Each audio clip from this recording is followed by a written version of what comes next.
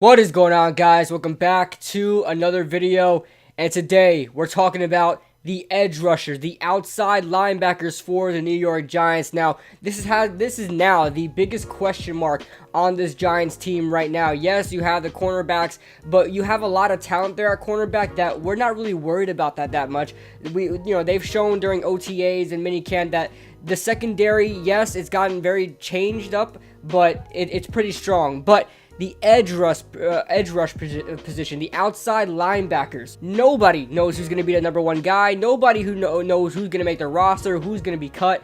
And quite frankly, there's not very front-heavy talent on this roster. There's a lot of decent talent on the roster for edge rushers, but nobody that really jumps out the page to you as, this guy is going to lead the team in sacks. Any of the guys we mentioned here today, if you were to tell me that any of these guys would lead the team in sacks this year, I couldn't argue against it because, you just don't know. So this year, we don't have too many guys at the edge rush position. I'm counting about 6 guys right now on the, looking to be, making the roster on the edge rush. So we're probably gonna, cut 2 guys on this roster for the edge rush. So we may even keep all of them if you count the practice squad. The rest of the guys that are cut may just make the practice squad. So let's start off with the Sam linebackers, and we're gonna start off with Kareem Martin, who we got out of Arizona 2 years ago, or a year ago. It was his first year with us this year,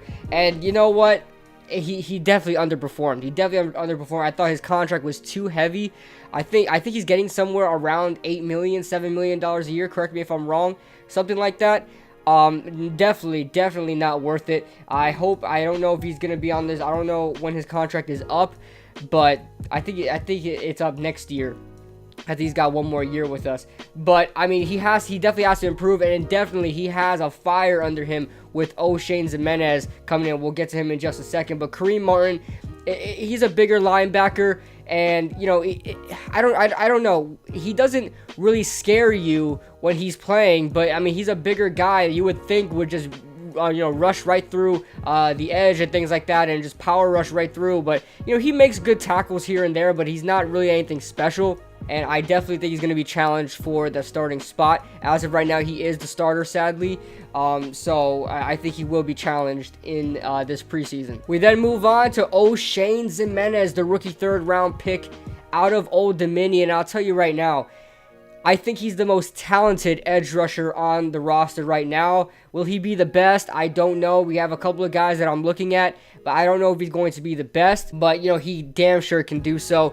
You look at what he did at Old Dominion. The guy was a freaking god there at Old Dominion and in that conference, and, in that lower, those lower schools. But the guy was just ahead of his league, man. Just ahead of his division. Nobody could match up against him in those games. Yes, it's lower competition, but if he continues to play the way that he played in college, and he's already making noise and making moves in Giants OTAs and minicamp without pads on. Hopefully he does the same thing with pads on when the preseason comes around. But I'll tell you right now, he will be our number 1 pass rusher if he continues to play the way that he's playing right now. The guy is very relentless. The guy is a great tackler. A phenomenal tackler, a hard hitter, can stop the run, can speed rush. He can do it all. Now, we have to see what he does against better competition. That's why he's there in the NFL. He's getting reps with the first team and things like that. He had very limited reps with the first team in minicamp, but he got reps with the first team. That's all that matters. So progress is all that matters, and hopefully he'll make this first team. Then move on to Avery Moss. Now, Avery Moss is a guy that I do not want to give up on yet. I think he has a lot of potential. Every time he steps foot on the field and plays, you do notice Avery Moss. Yes, he doesn't light up the field with sacks and forced fumbles and things like that, although I think he has a forced fumble or two. But he has a lot of pressure. I remember his rookie year in 2017. He came on late that season, and really, I think that was the year we went to the playoffs, or was it the year after the playoffs? But I don't remember. But he really made noise as far as quarterback hurries and pressuring the quarterback, things like that. He just couldn't get there in time, but I've seen a lot of potential from Avery Moss. This is a guy that's been jumping on and off on the practice squad constantly ever since he's been drafted, but I do not want to give up on him. I think he has a good career, a decent, solid, rotational outside linebacker career in the NFL. This is where he's most suited. When we drafted him, we were playing a 4-3 scheme, and a lot of people were saying that he's more suited for the 3-4 outside linebacker role, so maybe he can really develop this year. Now we move on to Jonathan Anderson. This guy is undrafted from Chicago. I mean, has a long history with Chicago. Yes, he was undrafted in 2015, but he's been jumping on and off that roster ever since 2015. I mean, you look at this. It's insane. I mean, just imagine being cut and waived constantly. Then had a short stint with the Arizona Cardinals, didn't do anything, and now has signed onto the Giants roster. In my honest opinion, yes, he has made some noise, has had some batted passes and things like that. I think an interception as well in OTAs and minicamp. But I just imagine him as a guy to compete during OTAs and minicamp. Just one of those guys you bring on to compete for the other guys, and then you cut him after or bring him on the practice squad after. He will impress you in minicamp. He will impress you in practice. He's just not going to do anything during the regular season for you. So Jonathan Anderson is pretty expendable to me. Hopefully, maybe he can do something. And like I said, I don't really care who makes a jump on this roster. I just want somebody to make a jump. So that being said, we're going to move on to the weak side linebackers. Now, starting off, we have our 2018 third round pick, Lorenzo Carter. Now, this guy is really just, everybody's focused on this guy to make a jump. He's one of these guys that everybody's like, listen, this guy's gonna make a jump. This guy has to make a huge leap this season. A lot of people are expecting that, and I am too. Coming out of Georgia, a lot of people, even Georgia fans, were very excited about Lorenzo Carter. Then being drafted to the Giants in the third round, when a lot of people arguably said he was first round talent. He really showed very good potential last year. No, not first round talent potential, maybe second round, third round, like where he was drafted at. But with limited snaps, he was a rotational pass rusher. He still had 4 sacks as a rotational pass rusher and a rookie. He was 1.5 sacks from breaking the rookie Giants record for the most amount of sacks as a rookie.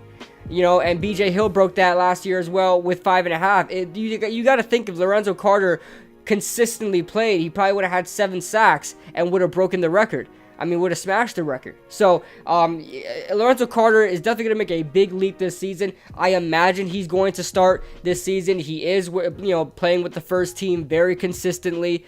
I imagine he's the guy at weak side. He's going to make a big jump, guys. He's going to make a big jump. If you ask me, it's going to be between him and X-Man to lead the team in sacks this year. But definitely, Lorenzo Carter, keep your eye on this man, Lorenzo Carter. Now we move on to Markus Golden. Now, Markus Golden is very interesting because I'll tell you right now, when he's on, this guy is on. If you watch him in Arizona, if you watch his, I forgot when was the year he went off. I think that was 2015, 2016, somewhere around there, where he had like 12.5, 11.5 sacks, something like that. If you watched him during that season, I mean, he was a phenomenal passer. He was one of the best pass rushers that season, and he did great. But ever since then, he fell off a cliff. But the one high note we get to leave off on is that James Betcher was the defensive coordinator with Arizona during that year, so maybe he has the key to unlock, Markus Golden's potential, and maybe he can do the same thing and replicate that next season. I don't think he'll quite reach that, but I think he can get a good amount of sacks, maybe 7 or 8 sacks. That's progress right now. I'm asking for anything right now as far as the pass rush goes. It's so bad, our pass rush. I'm really asking for anything. But if you ask me, I think he's going to be the second fiddle to that weak side linebacker position. It says here he's listed as a weak side linebacker, but I more envision him as a strong side linebacker. But that's just me. Maybe we have too many strong side backers that we have to have somebody at weak side, but Markus Golden, good candidate there to be a rotational pass rusher with Lorenzo Carter. Then we have our last guy. That's Jake Carlock out of Long Island University Post, something like that.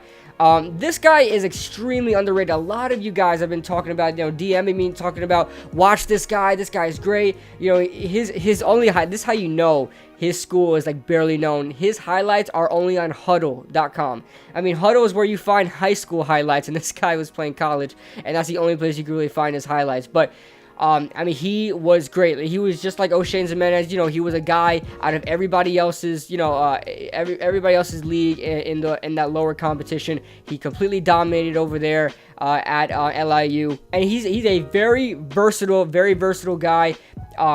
He's listed as a defensive back / outside linebacker. I think he's more in the NFL. He is just a straight up outside linebacker. He's a stand up 3-4 weak side outside linebacker, and boy, can he tackle. He can make some tackles. I love what I see from Jay Carlock. Has a lot of has a big motor, high motor.